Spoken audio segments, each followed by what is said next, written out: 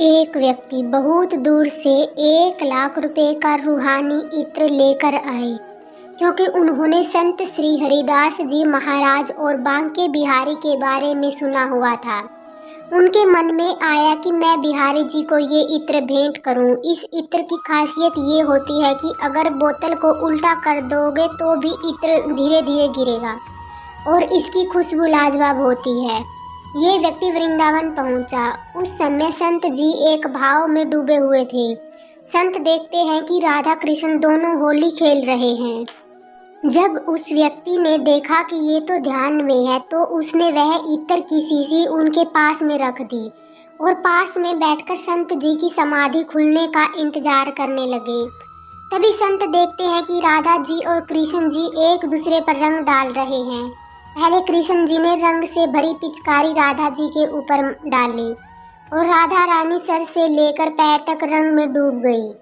अब जब राधा जी रंग डालने लगी तो उनकी कमोरी, जो छोटा घड़ा होता है, खाली थी। संत को लगा कि राधा जी तो रंग डाल ही नहीं पा रही, क्योंकि उनका रंग खत्म हो गया है। तभी संत ने तुरंत वह इत्र की शीशी खोली और राधा जी की कमोरी में डाल दी और तुरंत राधा जी ने कृष्ण जी पर रंग डाल दिया।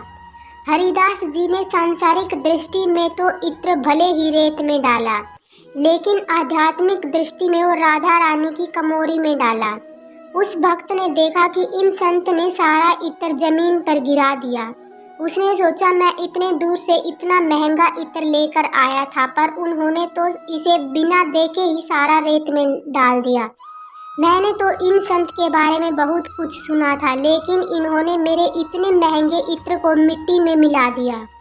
वह कुछ भी नहीं बोल सका। थोड़ी देर बाद संत ने आंखें खोली। उस व्यक्ति ने संत को अनमने मन से प्रणाम किया। अब वह व्यक्ति जाने लगा। तभी संत ने कहा, आप अंदर जाकर बिहारी जी के दर्शन कर लिए।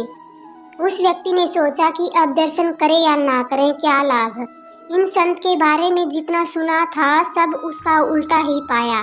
फिर भी चलो, चलते समय दर्शन कर लेता हूँ, क्या पता अब कभी आना हो या ना हो।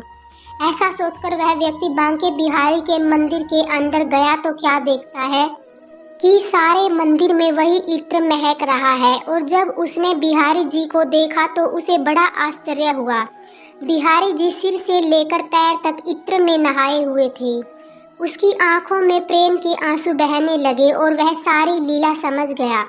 तुरंत बाहर आकर संत के चरणों में गिर पड़ा और उन्हें बार बार प्रणाम करने लगा और कहता है कि संत जी, मुझे माफ़ कर दीजिए, मैंने आप पर अविश्वास दिखाया। संत ने उसे माफ़ कर दिया और कहा कि भैया, तुम भगवान को भी सांसारिक दृष्टि से देखते हो, लेकिन मैं संसार को भी आध्यात्मिक दृष्टि से देखता हूँ। बोलिए बांके बिहारी लाल की जय।